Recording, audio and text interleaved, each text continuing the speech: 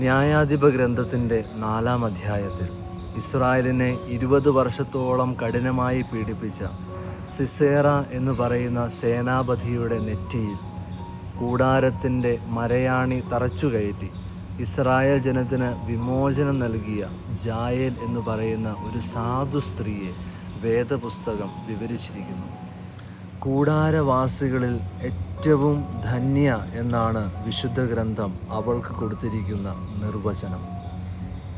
പരിശുദ്ധ അമ്മയും ഈ കൂട്ടത്തിലാണ് എണ്ണപ്പെടുക.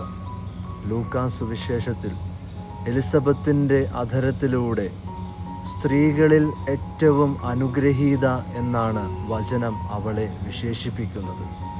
പുതിയ ഇസ്രായേലായ നമ്മെ രക്ഷിക്കുവാനായി ഒരു രക്ഷകന് ജന്മം നൽകുകയും നരകസർപ്പത്തിൻ്റെ തലയെ തകർക്കുവാനായി ലോകരക്ഷകനെ നമുക്ക് പ്രദാനം ചെയ്യുകയും ചെയ്തതുകൊണ്ടാണ് വചനം പരിശുദ്ധ അമ്മയെയും അനുഗ്രഹീത എന്ന് വിളിച്ചത്.